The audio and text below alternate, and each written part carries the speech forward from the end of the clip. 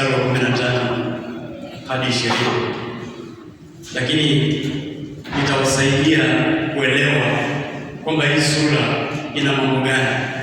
Maana mahali ambapo tumesoma ama mahali ambapo tunaangalia tumeguziwa tu yale yaliyotokea katika maisha ya Danieli katika hii sura, lakini ni vizuri uelewe kama Mkristo kwamba ni nini ambacho kilitokea ili Danieli akawa anawekwa katika shimo la simba. Bwana asifiwe. Ili unapokutana na mtu asiyejua neno, hauanze tu kumwambia kwamba Danieli aliwekwa kwa shimo la simba. Akikuuliza ni kwa nini, unasema wewe jua Danieli aliwekwa kwa shimo la simba na Mungu akamuokoa. Si ndio? Alafu Mungu anashindwa sasa kuelewa namna gani? Haleluya.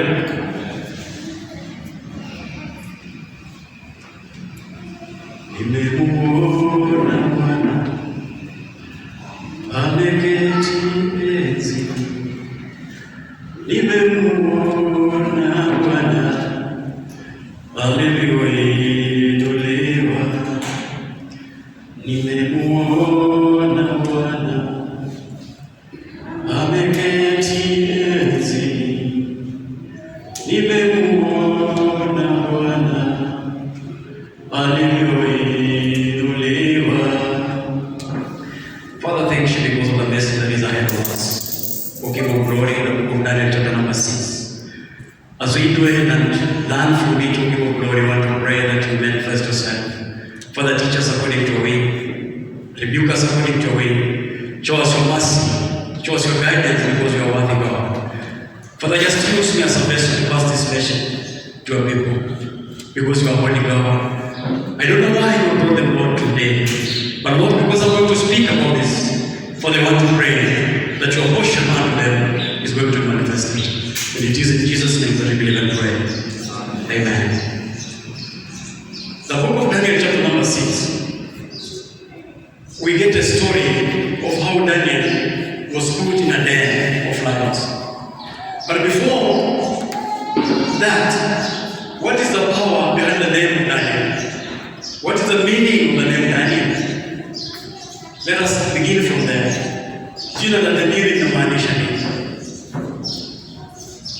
Danieli jina lake inakatwa katika sidani kama in three different slabs. The first three letters Dan inamaanisha judge. The middle letter E inasimamia God, inasimamia mind, and the last one stands for God. So in other words, the name of Daniel means God, my judge. Are we together? Can I repeat? Dan stands for judge. The letter E stands for mind. Alright? And the last letter, L, stands for God. When you bring them together, it reads Daniel. And the meaning of that name is God, my judge. And this is evident from the characters of this man of God. This is a man who, when the king Nebuchadnezzar dreams a disturbing dream, he calls for every magician, anybody who will be possessing those powers to interpret these dreams. But they come and say, look, king, this one we cannot interpret it.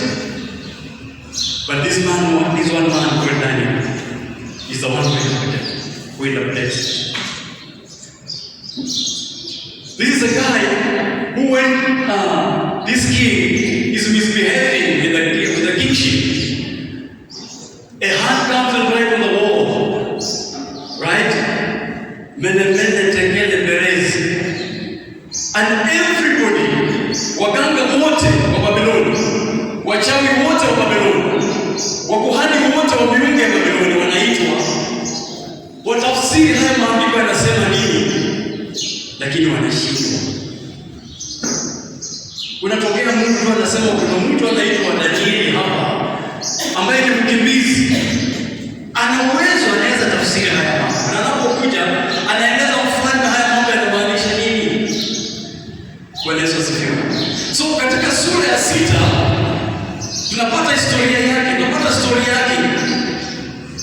Na kwa nini tunapata historia? Ni kwa sababu katika utawala wa mfalme Darius kuna mambo ambayo yanatendeka katika Babiloni ambayo si mazuri. And remember, Daniel is among the people who are taken captive. Wakati ambapo walipigwa katika Waisraeli walipigwa wakatekwa nyara, wakaingizwa ndani ya Babiloni kwa utawala wa Babiloni. So pale mfalme Darius katika utawala wake anagundua kwamba kuna mambo ambayo hayaendi vizuri katika the kingdom. And what does he do?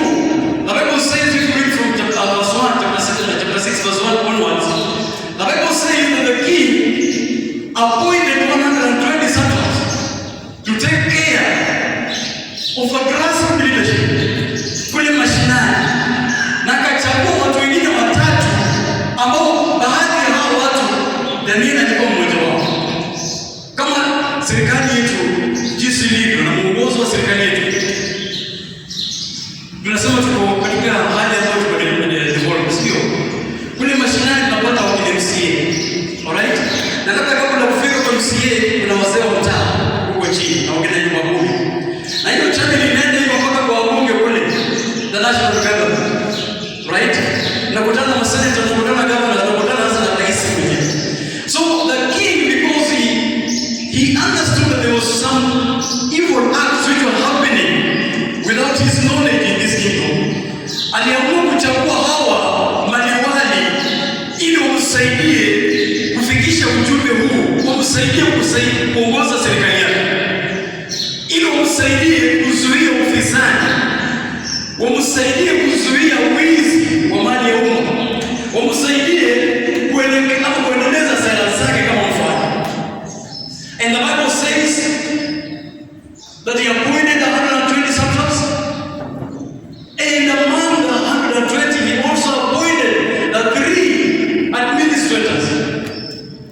You can name them as governors, some can name them as presidents. And now among the 3 we find that the name of Daniel there. And why is Daniel appointed there, given that he is in exile? This is not his land, this is not his kingdom.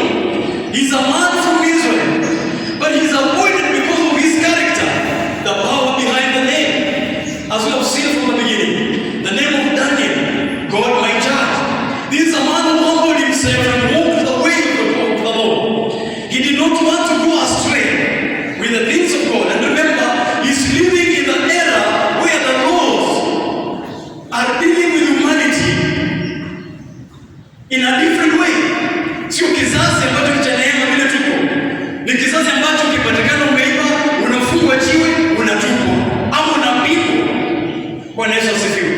And we find Daniel, who because of his character, he finds a favor before the king Darius. And now he's given a mandate to help in the leadership of this kingdom. And because of this character, because of Daniel being straightforward, because of not tolerating the briberies, because of not tolerating the evil acts that are going on in the kingdom, some of those satraps who are appointed, some of those administrators who are appointed, they continued with the characters. Waliendelea kutafuta mulungula. Ukitaka kusaidia fomu lazima umpatie kitu. Ukitafuta kusaidia katika ajira lazima muone kana. Haya mambo ambayo yanaendelea hata katika kizazi hiki cha leo. Bwana Yesu asifiwe. Lakini Danieli anakataa mambo haya. Na kwa sababu hiyo wale ambao walikuwa wamechaguliwa pamoja naye wanatafuta mikakati ya kwenda kutafuta makosa kwake. I'm just trying to create this story so that you understand where this man was thrown in the den of lions. Alright? And now, Biblia inasema kwamba walikaa, they sat in a meeting. But among them, they were still asking themselves, which mistake can we find on this man of God? How can we accuse him? Because he's a straightforward person.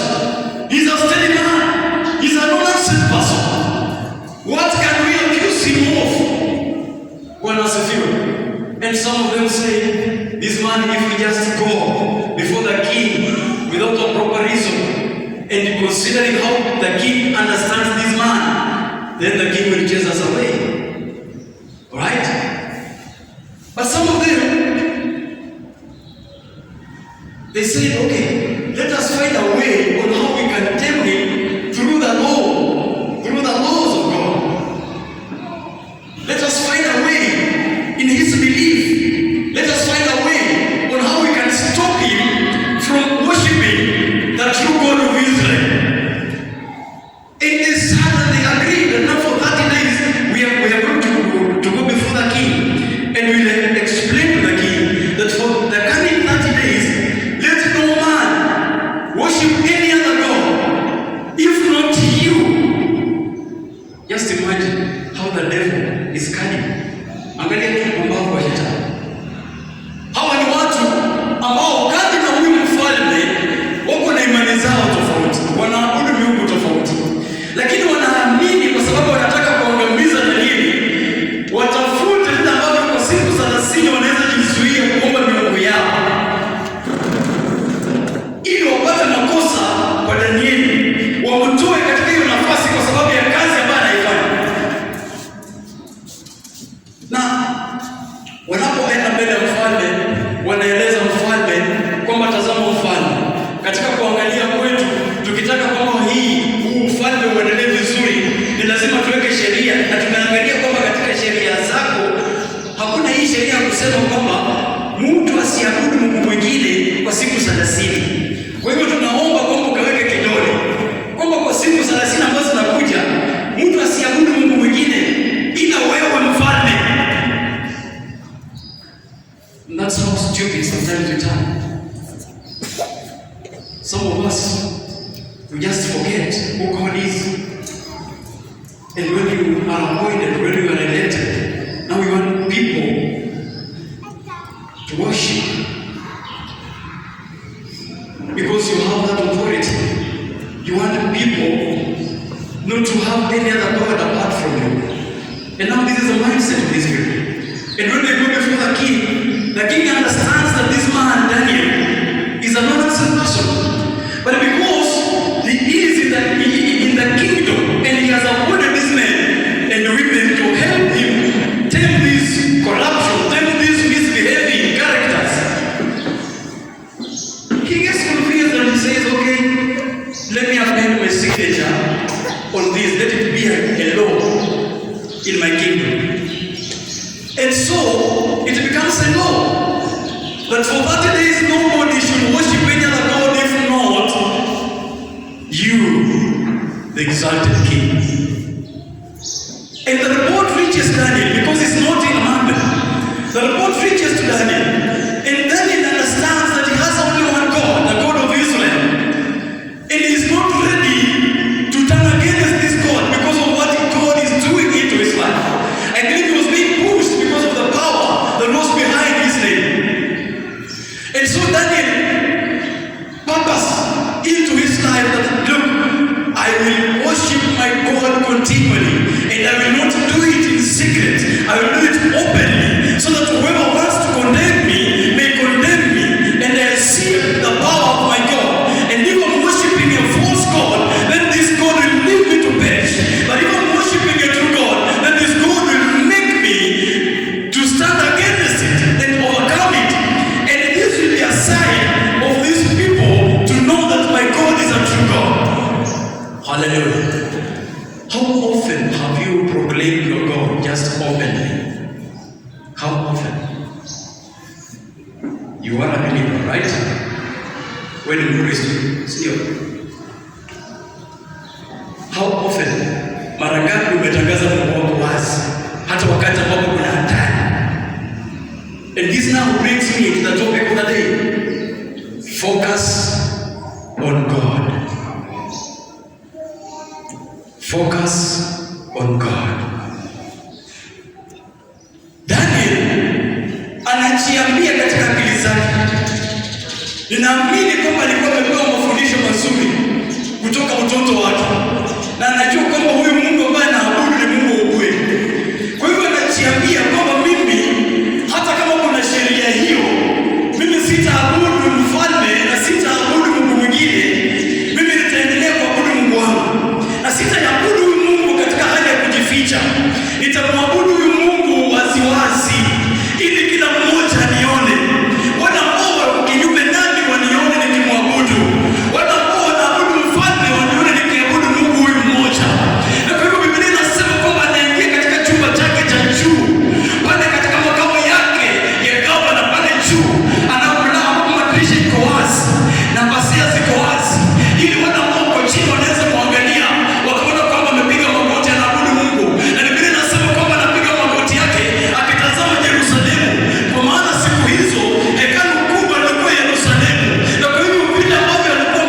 alipofundishwa aliabudu akiangalia Yerusalemu, akijua huko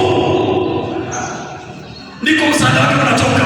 Na Biblia inasema kwamba anapiga magoti, milango zake ziko wazi, madirisha yake, nyumba yake iko wazi, anaabudu Mungu wake. Na tena sio mara moja, na sio kwa kujificha, anaabudu Mungu mara 3 kwa siku. Anaabudu asubuhi, anaabudu saa 7, anaabudu jioni. Wakati wale wengine wameendelea kulala na kufurahia raha ambazo ufalme umempatia, yeye anaendelea kuabudu Mungu wake. Wakati anaendelea kukunywa na kushiba, yeye anaendelea kuabudu Mungu wake. Bwana asifiwe. 3 times a day.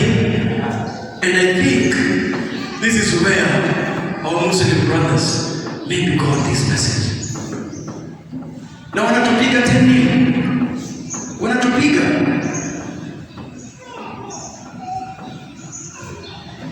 Sisi kwenda hekaluni ni tatizo. Tukiwa hekaluni kuomba ni tatizo. Tukitoka hekaluni kukumbuka Mungu yupo ni tatizo. Kwa sababu tunashikwa na mambo ya dunia. Tunahitajika kuwa kazini, tunahitajika kuwa sijui wapi, tuende tuone mpira, tunahitajika tukue tunafanya nini, tunahitajika tukue wapi. Kwa hivyo hali ya dunia inatuchukua na tunajisahau. Tunajikumbusha wakati tunaangalia tarehe na kalenda zetu, na wazungu ni werevu, hiyo siku ya Jumapili wanaiweka tarehe. So ukiona imefika leo ni tarehe pale, unakumbuka leo ni siku ya kanisa. Hiyo ni maisha ya wapagani. Hiyo ni maisha ya watu wasiojua Mungu ambaye wanaabudu. Hiyo ni maisha ya watu ambao wameshindwa na maisha ya Kristo. Hiyo ni maisha ya watu ambao wametekwa nyara. Bwana asifiwe. Jifundishe, ifanye kuwe tabia kuomba. Unaendesha gari lako, unakumbuka Mungu, unamwambia Mungu asante kwa ile gari, maana wewe ndio unaliendesha. Unakanyaga baiskeli yako kama mimi, unaambia Mungu asante, maana hapo baada hapo unaendesha hii baiskeli, gari linaweza ligonga, lakini umeniepusha nalo. Unatembea kwa mguu, siku hizo umekutengenezea mahali pa kukanyaga kutembelea, lakini bado pikipiki inapita pale. Kwa hiyo unatembea mguu, unaambia Mungu asante, kwa sababu hata na pambana ambapo nipo ninaweza kuongwa na nikavunjika. Hiyo nilikuwa tabia ya dini.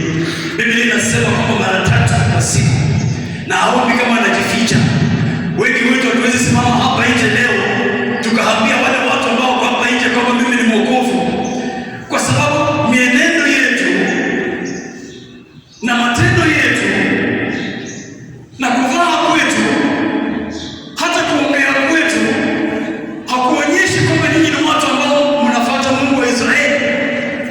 Kwa hivyo inakuwa ni vigumu usimame mbele ya wafalme wa dunia na uambie mimi, my name is Brother Francis and I'm born again and I love Jesus Christ, he is my pastor and I'm preaching the gospel because it's the power and the strength of my salvation. Ni ngumu. Hata wengine kwa nyumba hatuwezi salamiana, Bwana asifiwe, lakini kanisani tunakuja wote. Sisi wote tuko kanisani, ni members wa kanisa fulani. Sisemi nyinyi ni members wa kanisa fulani, lakini hapo tu kwa nyumba hapo mwezi salamiana. Bwana Yesu asifiwe. Mama mtoto mnaamka mzuri. Bwana Yesu asifiwe. Watoto uko salama. Tumezoea ile ya dunia. Aniaje? Uko poa? Tunaenda mbele. Hayo maisha Danieli alikataa. Akasema ndiyo, mfalme ametoa, amenipa kila kitu. Amenipa mali, amenipa magari, amenipa farasi za kutembelea, amenipa nyumba nzuri. Angalia nyumba ambayo alikuwa anakaa ndani. Ni nyumba ambayo ni ya ghorofa. Anasema amenipa hata kitanda kizuri. Amenipa mahali pazuri kwa kubarizi. Lakini sitaacha kuabudu Mungu wangu kwa sababu ya mali ambayo amenipa. Nitaendelea kumwabudu huyu Mungu kwa sababu yeye ndio Mungu ambaye anajua. Amen. Na kwa sababu ya hiyo wengine watasema ni kichwa ngumu. Ikaonekana kwamba kweli Danieli amevunja sheria, maana mfalme ameweka kidole, na wale ambao walitaka kuteka nyara au kushika na makosa wakapata sababu kwamba kweli Danieli anaabudu Mungu mwingine, akaabudu wewe. Bwana Yesu asifiwe. Maisha ya Ukristo sio maisha ya kukaa na kukula na kunywa na kustarehe. Maisha ya Ukristo ni maisha ya kupambana. Yesu Kristo ndiye alibeba dhambi zetu, ndiye alisema yote imeisha, lakini aliachilia huyu mwovu anatembea na kutafuta. Wakati unapiga magoti hapo ukisema Mungu nipe nguvu, nguvu zinatoka wapi? Nguvu zinatoka ukitaka kuwa bodybuilder, sio kukula utakula chips na bodybuilder. Utaingia gym, sawa, uinue vyuma, muscles zijae, the power of strength ijae. Ukishika mtu unaweza kushika na vidole ukamuinua tu, si ndio? Umepata hapo zote. So as a Christian, when you are praying that God give me power, give me strength to overcome, ni lazima huyu adui akuwe hapo, akusukume na umusukume. Unamsukumo ukiambia Mungu nipe nguvu, unapomshinda unakuwa na hizo nguvu, lakini bila kuletoa huyu adui hapo, unaishi maisha ya upumbavu. Maana utadhania kwamba umemshinda, kumbe ile umemshinda. Bwana Yesu asifiwe. And so Daniel anapelekwa mbele ya mfalme Darius na anasomewa mashtaka. Anaambiwa Danieli, toe amri, wewe umeonekana ukiabudu Mungu mwingine kinyume na sheria ya ufalme wangu. Kwa hivyo consequences zake ni kufanya nini? Ni kutupwa katika shimo la simba. Na kumbuka wale maadui zake walihakikisha kwamba hii kitu imenakiliwa vizuri, kwamba kwa siku 30 namba 1 mtu asiabudu Mungu mwingine, namba 2 na atakayepatikana akiabudu, namba 3 atupwe katika shimo la simba, namba 4 na hilo shimo la simba lifunikwe, namba 5. Na wakati Danieli anaulizwa, anasema ni kweli, mimi naabudu Mungu wa Israeli na sioni haya kuabudu Mungu. Na hiyo ndio sababu Danieli alitoka ndani ya shimo. Na anapotupa mle ndani ya shimo, kwa sababu anajua Mungu ambaye anamtumikia. Ilifika asubuhi, Danieli hapo vile ambavyo alikuwa ametoka pale ndani. Biblia inasema kwamba ndio mfalme hakutaka, kwa maana alijua kwamba Danieli ni mtu mkamilifu, lakini sheria ilimfunga, ikaonekana lazima atatii. Na yeye kwa sababu anajua ndani ya moyo wake kwamba Danieli ni mtu mkamilifu, Biblia inasema kwamba hakupata usingizi, hata hakutaka aletewe chochote. Alikesha usiku kucha, angalia mambo ambayo Mungu anafanya. Wakati ambapo maadui zako wanafikiri kwamba wamekuweza, anageuza yule ambaye ni mfalme, yule ambaye ako juu yako, badala ya wewe kuomba peke yako, anakusaidia kufunga na kuomba, anakusaidia kukesha. Biblia inasema kwamba mfalme hakulala, na machweo jua la kwanza lilipochomoza, yeye alikuwa kwanza kufika pale kwenye jeshi, na alikuwa amefunga mwenyewe ili kusitokee njama. Bwana Yesu asifiwe. Wewe unapambana na mambo gani katika maisha? Unapotembea tu jinsi ulivyo, unaweza ambia mtu kwamba mimi niko sawa, niko kamilifu kabisa. Unapambana na mambo gani? Na katika haya mambo unamhusisha Mungu kwa kiwango gani? Danieli alimhusisha Mungu katika ibada zake. Danieli alimhusisha Mungu katika imani yake. Hakutaka kusema kwamba huyu kwa sababu ametoka Israeli sasa hivi mtu ambaye anajua Mungu. Hapana, matendo yake yakuonyesha kwamba huyu ni mtu ambaye anajua Mungu. Na kwa sababu mfalme alielewa kwamba kuna uwezekano hawa watu hawatakii Danieli, kwa maana mipangilio, ukiendelea kusoma Biblia inasema kwamba Danieli alikuwa ainuliwe kutoka kiwango ambacho alikuwa awekwe juu zaidi, akaribia mfalme. Na kwa sababu alijua, ndio sababu anapanga hiyo jambo. kwa sababu alijua kwamba masomo yako yatanawiri. Ndio sababu anapanga hilo jambo, kwa sababu alijua kwamba katika hii ndoa mnapokaa pamoja na amani, mtafanya mambo makubwa hapa duniani.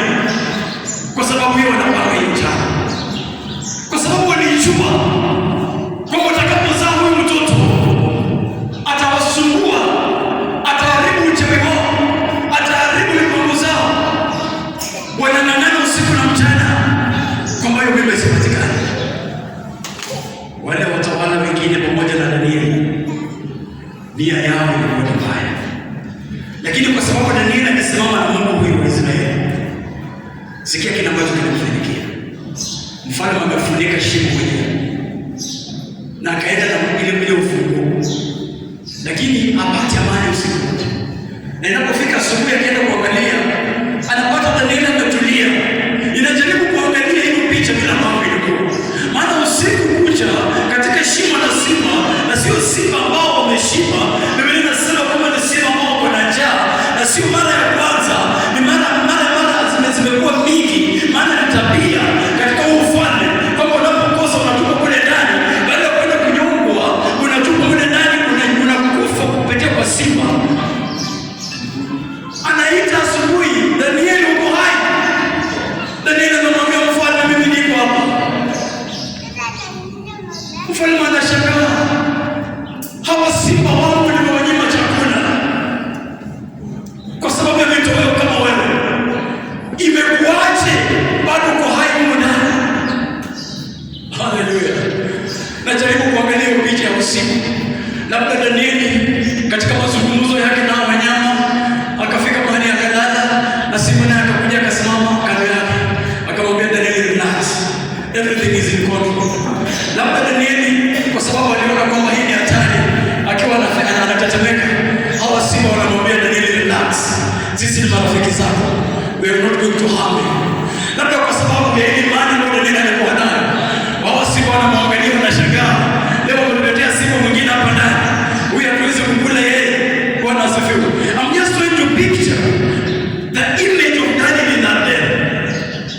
Hallelujah. Focus on God as we end this sermon. Look here.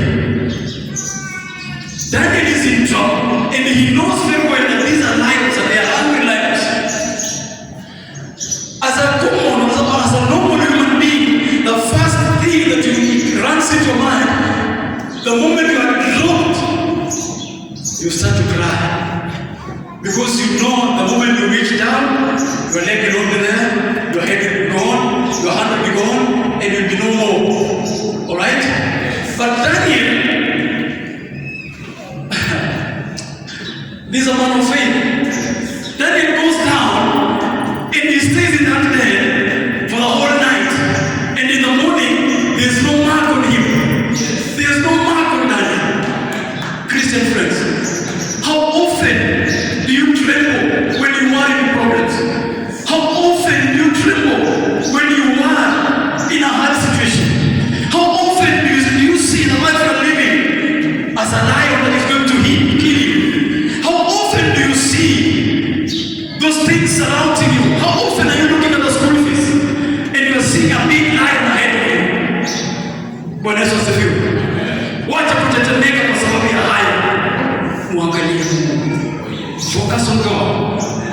If you are a believer and you know that you are serving a God of Israel, you know that you are serving this God who brought Jesus Christ on this world, and he was born of the Virgin Mary, and he made him suffer under King Pilate. If you know that you are serving a God, there's no bigger lion ahead of you. There's no bigger problem ahead of you. Focus on him because he's able. I believe in that day, Daniel was not even crying. Daniel was very busy telling God, God, I know you have put me in this den to manifest your power. I know you have put me in this den so that these people may know that you are a true and living God. I know you have put me in this den so that these people may worship you. I know you have put me in this den so that all that did not believe in me, they believe me now. Hallelujah. Those problems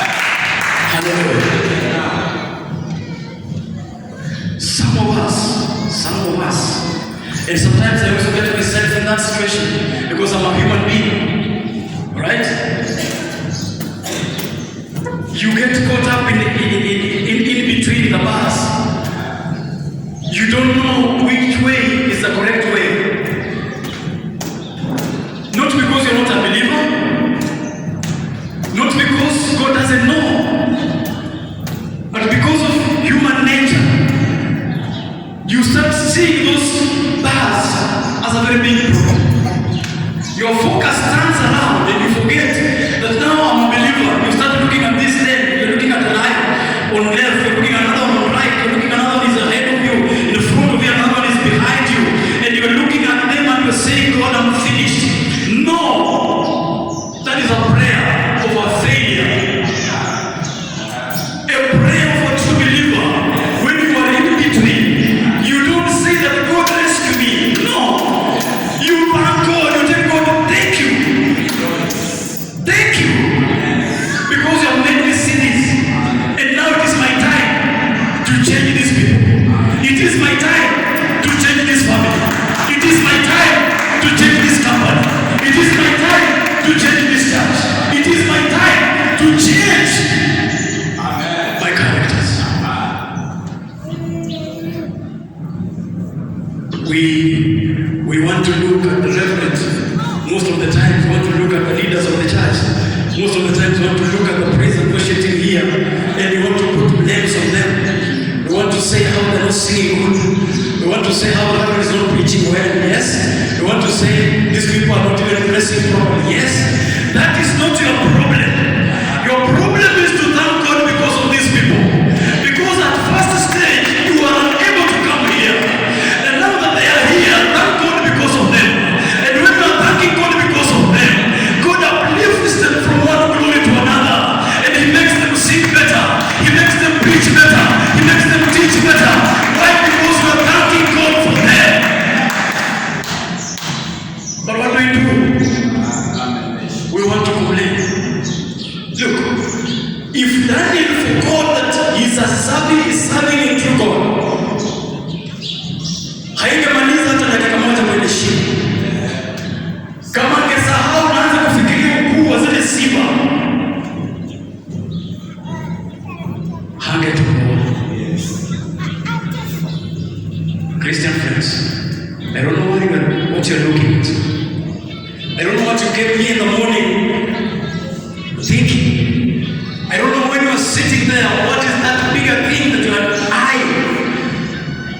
I don't know how heavy you are having that burden. And look, the Bible says in the book of Matthew that bring unto me those heavy burdens, and I'm willing to give you the lighter ones. But we don't want to follow that. We come in church with those heavy burdens and we sit with them, and we listen to the music, we listen to the gospel, and we go out with those burdens. When we reach outside again, we are still complaining. We are still crying out to God. We are still lamenting. We are still telling God how He has made us poor, how He has not given us money. God has given us everything. It's under our control.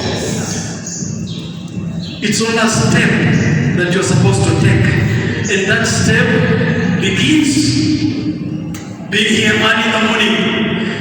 By 8, you're supposed to be here.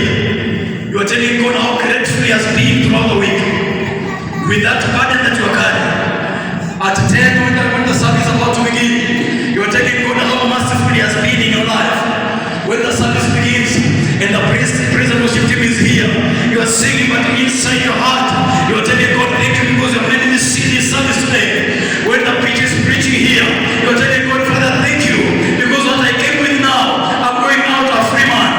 I'm going out a free woman, because you have removed it from my head. You have removed it from my back, and I'm now happy.